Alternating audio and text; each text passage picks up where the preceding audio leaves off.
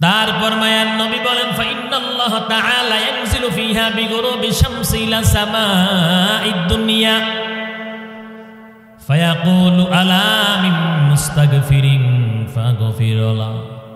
পয়গম্বরে আরবি বলেন ফাইন্নাল্লাহ তাআলা ইয়ানজিলু ফিহা বিগুরুবি শামসি ইলা সামাঈদ দুনিয়া।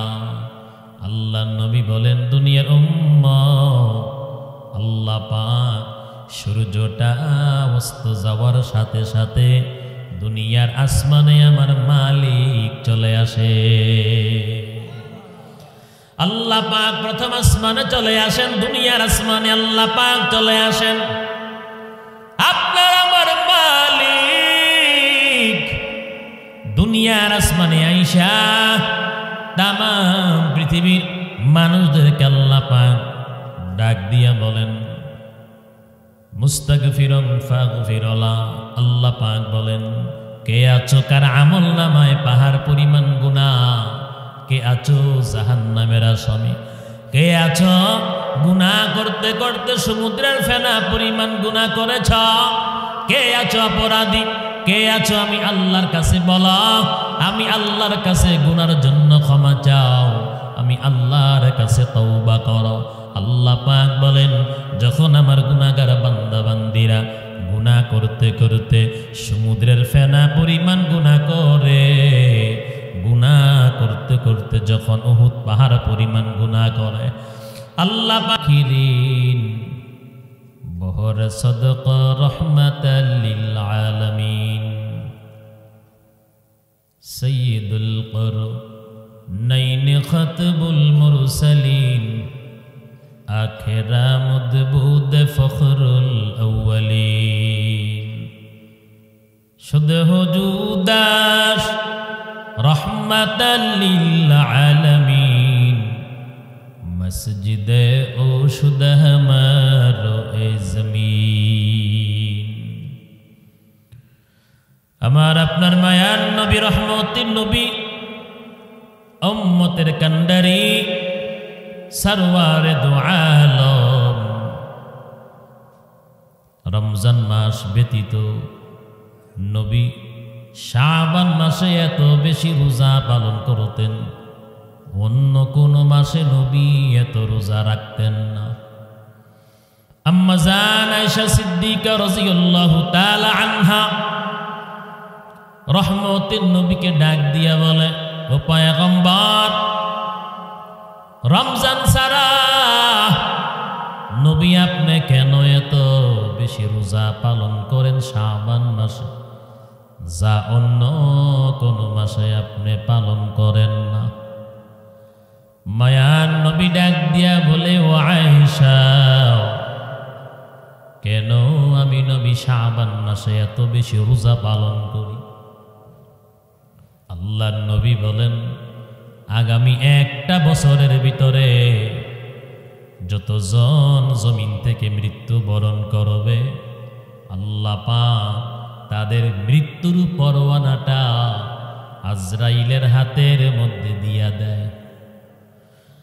আমি নবীও চাই আমার মৃত্যুর পরোয়ানাটা ওই সময় দেওয়া হোক যেই সময় আমি নবী রোজাদার। নবী বলেন জমিনের মধ্যে যে যে অবস্থায় জমিনের মধ্যে বসবাস করবে তার মৃত্যুটা সেই অবস্থায় হবে, যার মৃত্যুটা যেই অবস্থায় হবে পয়গম্বরে আরবি বলেন হাসরের ময়দানে সেই অবস্থায় দাঁড়াবে। আমার আপনার মায়ার নবী রহমতের নবী সরওয়ারে দু আলম পয়গম্বরে আরবি বলেন ও আয়েশা, তাহইয়াউনা কামা তামুতুন ওয়া তামুতুনা কামা তাহইয়াউন। জমিনের মধ্যে যে যে অবস্থায় বসবাস করবে তার মৃত্যুটা কিন্তু সেই অবস্থায় হবে। আল্লাহ নবী বলেন আমি নবী চাই রোজা অবস্থায় যেন আমার মরণটা হয়, আমি আল্লাহর আদালতে যখন দণ্ডায়মান হব রোজাদার হিসাবে আমি দাঁড়াইতে পারব। আল্লাহর আদালতে হাসরের ময়দানে জাকিরিনরা জিকির অবস্থায় দাঁড়াবে, নামাজিরা নামাজরত অবস্থায় দাঁড়াবে, কোরআনওয়ালারা কোরআন তেলাওয়াত করতে করতে দাঁড়াবে, রোজাদারেরা রোজা নিয়ে আল্লাহর দরবারে দাঁড়াবে।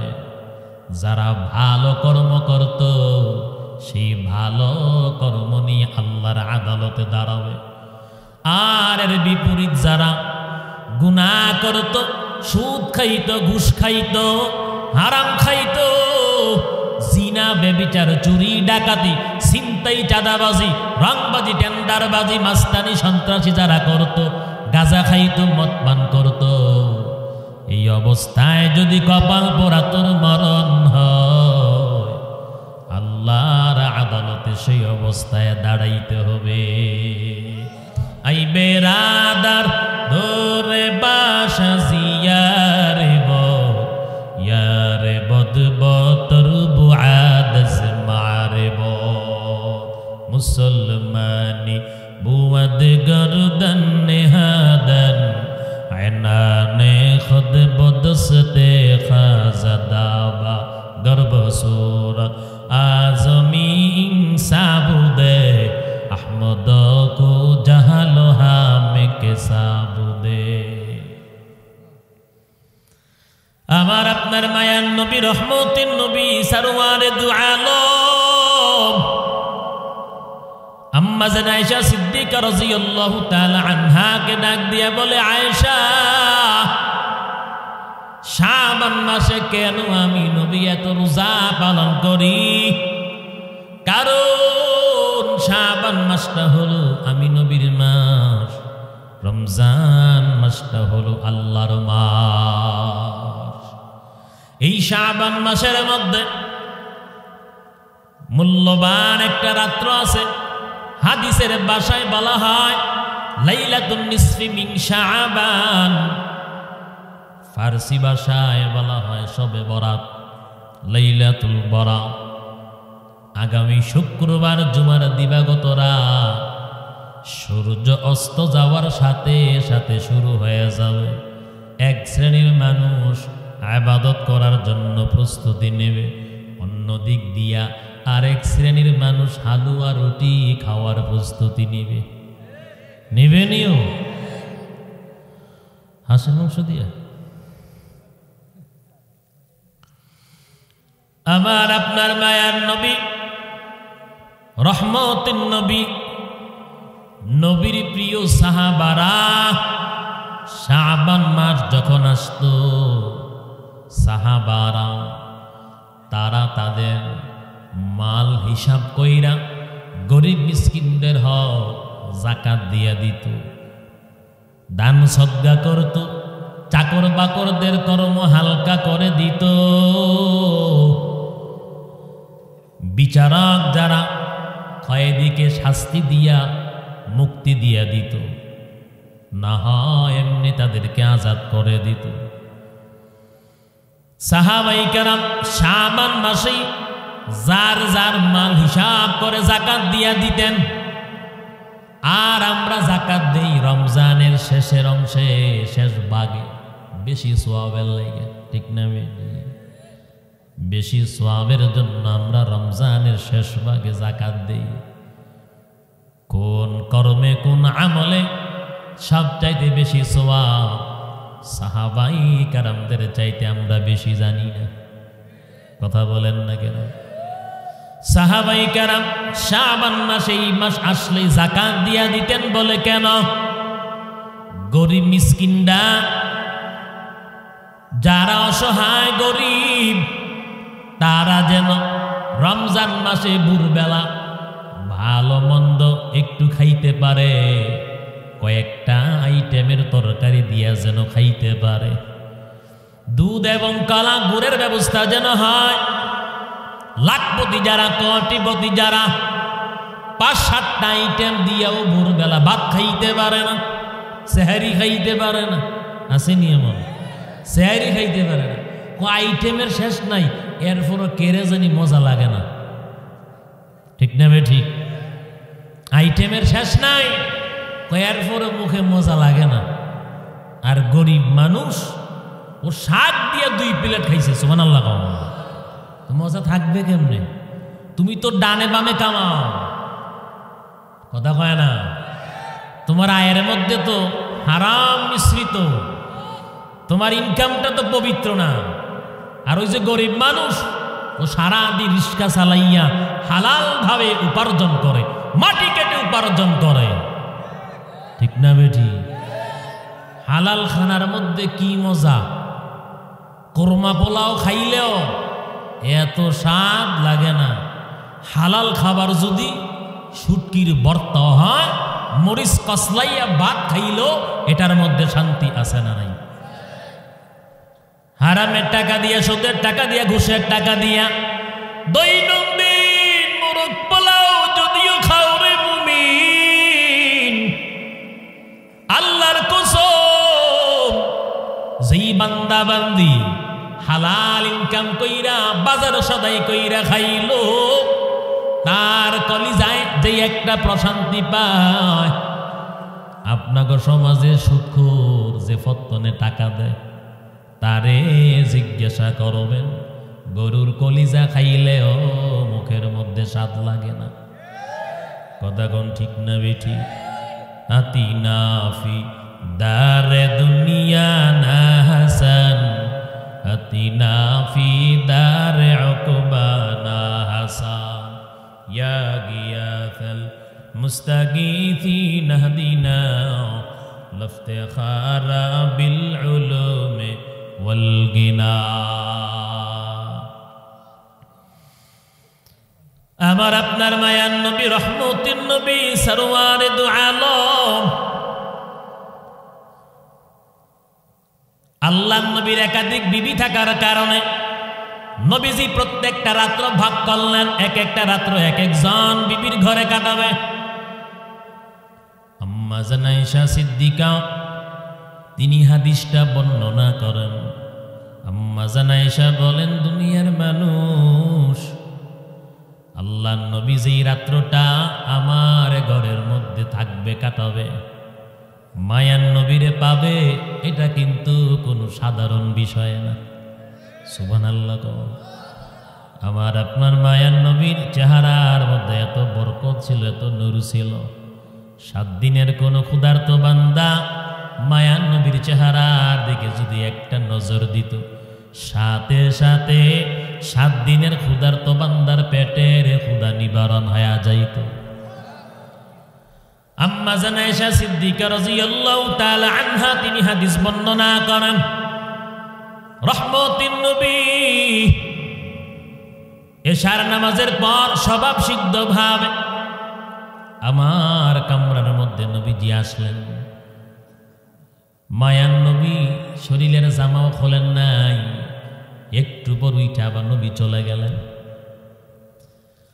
আল্লাহ নবী হুজরা শরীফ থেকে বের হয়ে যাবার পর আমার মনের মধ্যে কিছুটা সন্দেহ জাগলো, ব্যাপার কি? নবীজি আসলেন আবার কিছু না বলে চলে গেলেন, নাকি অন্য কোনো বিবির ঘরে পয়গম্বর রাত্র কাটাইবেন নাকি?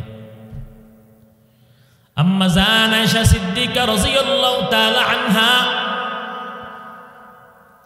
ঘর থেকে বের হয়ে গেলেন। তালাশ করতে করতে প্রত্যেকটা অন্য অন্য বিবিদের ঘরের মধ্যে তালাশ নিলেন। অন্য কোন বিবিদের ঘরে পয়গম্বরে আরবি নাই। আম্মা জান আয়েশা নবীরে তালাশ করতেছেন, কোথায় গেল পয়গম্বরে আরবি?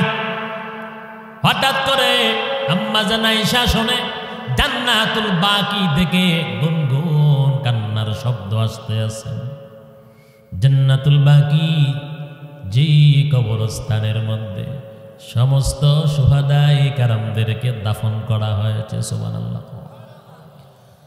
আমার আপনার মায়ার নবী গুনগুন করে কান্না করতেছেন। আম্মা জান আয়েশা সিদ্দিকা রাদিয়াল্লাহু তাআলা আনহা কান্নার শব্দ শুনে নবীর পিছনে হাজির।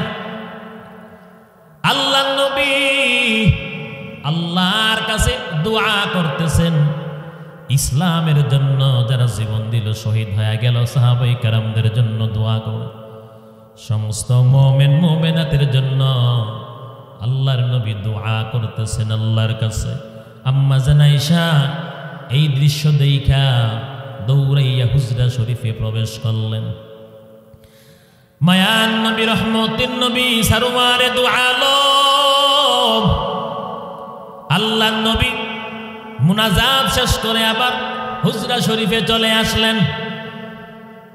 আম্মা জান আয়েশা দৌড়াইয়া আসলো, হাফাইতে আছে, লম্বা লম্বা নিঃশ্বাস নিতেছেন, শব্দ হয়। আল্লাহর নবী ডাক দিয়া বলে, আয়েশা ব্যাপার কি, তুমি কেন হাফাইতে আছো? আম্মা জান আয়েশা ডাক দিয়া বলে, পয়গম্বর, ইয়া রাসূলুল্লাহ, ইয়া হাবিবাল্লাহ, ও আল্লাহর নবী, আপনি আমার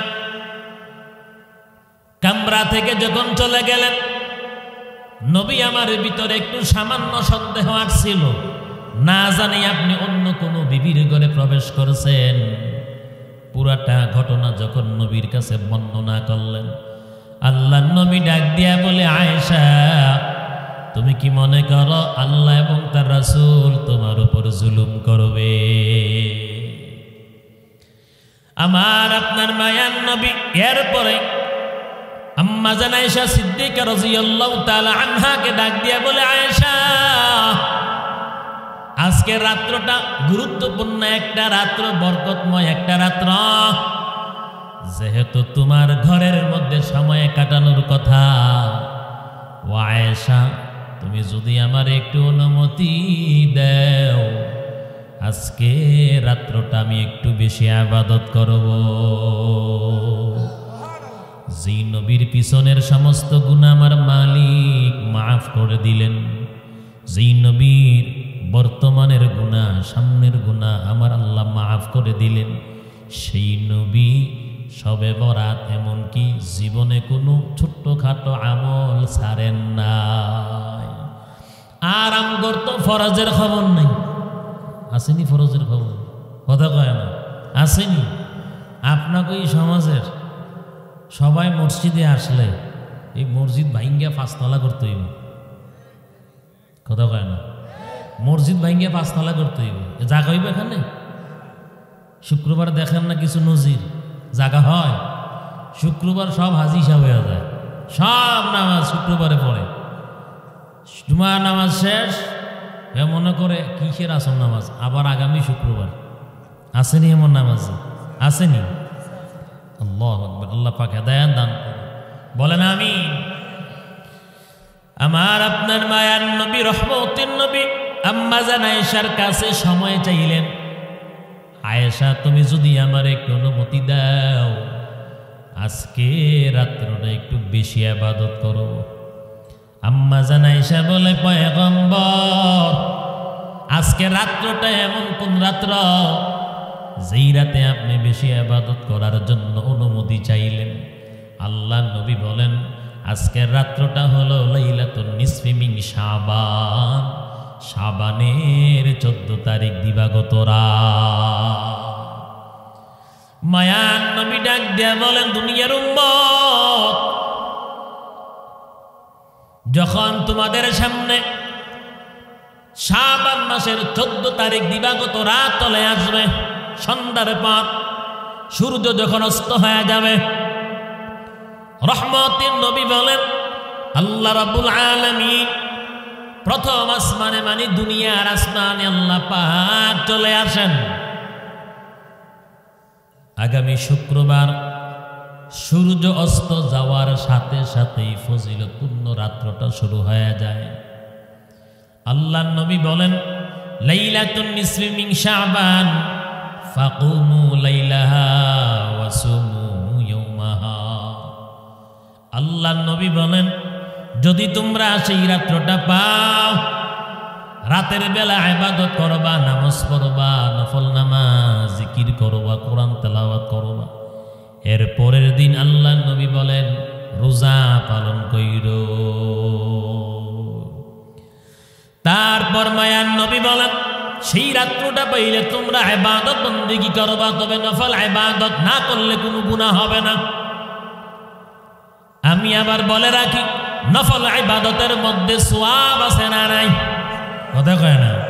নফল রোজার মধ্যে সওয়াব আছে না নাই? জীবনে যত ফরজ তোর খয়া গেল রে যুবক, আল্লাহ রাব্বুল আলামিন সমস্ত নফল নামাজ দিয়া ফরজের ঘাটতি পূরণ করবে। কি দিয়া? নফল নামাজ দিয়া ফরজের ঘাটতি পূরণ করবে কে? আল্লাহ। নফল ইবাদতের দরকার আছে না নাই? আসেনি? নফল রোজার দরকার আছে না নাই? নফল নামাজের দরকার আছে না নাই? আমার আপনার মায়ার নবী বলেন, লাইলাতুন নিসফি মিন শাবান ফাকুমু লাইলাহা ওয়া সুমু ইয়াওমা। সেই রাত্রে তোমরা ইবাদত করবা, এর পরের দিন তোমরা রোজা পালন করবা। রোজা রাখবেননি, না রাখলে কোনো গুনাহ হবে না, রাখলে সওয়াব হবে, কম না বেশি? কথা বলেন। এই রোজা অবস্থায় যদি মৃত্যু হয়, তারপর মায়ার নবী বলেন, ফাইন্নাল্লাহ তাআলা ইয়ানজিলু ফিহা বিগুরুবি শামসি ইলা সামাঈদ দুনিয়া ফায়াকুলু আলা মিন মুস্তাগফিরিন ফাগফির লাহ। পয়গম্বরে আরবি বলেন, ফাইন্নাল্লাহ তাআলা ইয়ানজিলু ফিহা বিগুরুবি শামসি ইলা সামাঈদ দুনিয়া। আল্লাহ নবী বলেন, দুনিয়ার উম্মত, আল্লাহ পাক সূর্যটা অস্ত যাওয়ার সাথে সাথে দুনিয়ার আসমানে আমার মালিক চলে আসে। আল্লাহ পাক প্রথম আসমানে চলে আসেন, দুনিয়ার আসমানে আল্লাহ পাক চলে আসেন। আপনার আমার মালিক দুনিয়ার আসমানে আইসা তামাম পৃথিবীর মানুষদেরকে আল্লাহ পাক ডাক দিয়া বলেন, মুস্তাগফিরুন ফাগফির লাহ। আল্লাহ পাক বলেন, কে আছো কার আমল নামায় পাহাড় পরিমাণ গুনাহ? কে আছো জাহান্নামের আসামি? কে আছো গুনাহ করতে করতে সমুদ্রের ফেনা পরিমাণ গুনাহ করেছ? কে আছো অপরাধী? কে আছো আমি আল্লাহর কাছে বলো, আমি আল্লাহর কাছে গুনার জন্য ক্ষমা চাও, আমি আল্লাহর কাছে তওবা করো। আল্লাহ পাক বলেন, যখন আমার গুনাহগার বান্দা বান্দিরা গুনাহ করতে করতে সমুদ্রের ফেনা পরিমাণ গুনাহ করে, গুনাহ করতে করতে যখন উহুদ পাহাড় পরিমাণ গুনাহ করে, আল্লাহ পাক বলেন, আমার বান্দা বান্দিরা যখন অনুতপ্ত হইয়া অতীতের সমস্ত মন্দের কর্মের কথা স্মরণ করিয়া, গুনাহের কথা স্মরণ করিয়া আমি আল্লাহর কাছে যখন চোখ থেকে পানি ছেড়ে কাঁদে, আল্লাহ পাক বলেন, আমার বান্দা বান্দিরা যখন চোখ থেকে পানি ছেড়ে কান্না করে, আমি আল্লাহকে ভয় করিয়া যখন কান্না করে, আমি আল্লাহর জাহান্নামকে ভয় করে যখন কান্না করে, আল্লাহ পাক বলেন, আর যখন খাঁটি অন্তর তওবা করবে, আমি আল্লাহ তার সমুদ্রের ফেনা পরিমাণ গুনাহ মাফ না করে পারি না। ও নবীর উম্মত, আল্লাহ রাব্বুল আলামিন বলেন, তোমাদের গুনাহ যত বেশি হয় না কেন, আমি আল্লাহ রহমত তোমাদের গুনাহের উপরে। আল্লাহ পাক বলেন, খবরদার সাবধান, জীবনভর যদিও গুনাহ করেছ, জীবনভর যদিও ভুল পথের মধ্যে ছিলা, আমার আল্লাহ পাক বলেন, এরপরেও আমি আল্লাহ রহমত থেকে নৈরাশ হইবা না, কারণ আমি আল্লাহ রহমত ও বান্দা বান্দি তোমাদের গুনাহের উপরে। কারণ আল্লাহ পাক বলেন, আমি আল্লাহ পাক তোমাদেরকে বড় মায়া করে বানাইলাম, তোমাদেরকে আমি আল্লাহ বড় আদর করে বানাইলাম। আল্লাহ পাক বলেন, জাহান্নামে যাওয়ার জন্য না, আমি আল্লাহ তোমাদেরকে বানাইলাম জান্নাতে দেওয়ার জন্য। আল্লাহ পাক বলেন, আমি আল্লাহ যেমনি ভাবে তোমাদের জন্য জান্নাত বানাইলাম, আমি আল্লাহ ঠিক এর বিপরীত আবার তোমাদের জন্যও আমি আল্লাহ জাহান্নাম বানাইছি। আল্লাহ পাক বলেন, ও মানুষ, তোমরা যেমনে জান্নাতে যাইবা, কোনো কুকুর বিড়ালের জন্য আমি আল্লাহ জান্নাত বানাই নাই। আমি আল্লাহ কোনো গরু গাদার জন্য জান্নাত বানাই নাই। আমি আল্লাহ কোনো ওট হাতির জন্য জান্নাত বানাই নাই। আমি আল্লাহ হিংস্র প্রাণীদের জন্য জান্নাত বানাই নাই। আল্লাহ পাক বলেন জান্নাতটা আমি আল্লাহ আমার বান্দাদের জন্য বানাইলাম। আমি আল্লাহ পাক চাই না আমার একটা গুনাহগার বান্দা বান্দি জাহান্নামে যা। কারণ আল্লাহ পাক বলেন আমি আল্লাহ তোমাদেরকে বড় আদর করে বানাইলাম, মায়া করে বানাইলাম। বানাই আমি আল্লাহ তোমাদেরকে এত সুন্দর সুঠাম দেহের অধিকারী করে বানাইলাম। আমি আল্লাহ দুনিয়ার জমিনে জলে এবং স্থলে হাজার হাজার মাখলুকাত বানাইলাম। আল্লাহ পাক বলেন হাজার হাজার মাখলুকাতের উপরে মানুষ তোমাদেরকে আমি আল্লাহ শ্রেষ্ঠত্ব দান করলাম। আল্লাহ পাক বলেন যেমনি আমি আল্লাহ তুমগো সারা অন্য কোনো প্রাণীর জন্য জান্নাত বানাই নাই, ঠিক মনে রাখো জাহান্নামটাও কিন্তু আমি আল্লাহ মানুষ তোমাদেরকে সারা কোনো কুকুর বিড়ালের জন্য বানাই না। আব্দুল কাদের জিলানী রহমতুল্লাহি আলাইহি, আব্দুল কাদের জিলানী রহমতুল্লাহি আলাইহি রাস্তা দিয়ে হাঁটতেছেন, চলতেছেন। পথের মধ্যে একটা কুকুর ওনার সামনে দাঁড়াইয়া গেল। প্রশ্ন করে আব্দুল কাদের জিলানী আপনারে আমার একটা প্রশ্ন করার ছিল। আব্দুল কাদের জিলানী রহমতুল্লাহি আলাইহি আশ্চর্য, কুকুর মানুষের মতন গদা গয়। ডাক দিয়ে বলল বলো তোমার কি প্রশ্ন করো। কুকুর ডাক দিয়া বলল ও আব্দুল কাদের বলেন তো আপনি আব্দুল কাদের জিলানী দামি নাকি আমি কুকুর দামি? বলেন আপনি আমি দামি নাকি আপনি দামি? আব্দুল কাদের জিলানী রহমতুল্লাহি আলাইহি যদিও প্রশ্নটা ছোট্ট, উত্তরটা কিন্তু ছোট না। আব্দুল কাদের জিলানী রহমতুল্লাহি আলাইহি ডাক দিয়া বলে কুকুর আল্লাহ পাক যদি আমার ইমানের সাথে উঠাইয়া নেয় আমি তোর মতন হাজার হাজার কুকুরের চাইতে দামি। আর আমার মালিক যদি ইমান ছাড়া মৃত্যু যদি আমার হয়, মৃত্যুর সময় যদি আমার কালেমা নসিব না হয়, আমি কুকুর তোর চাইতে নিকৃষ্ট। কারণ তোর জন্য আল্লাহর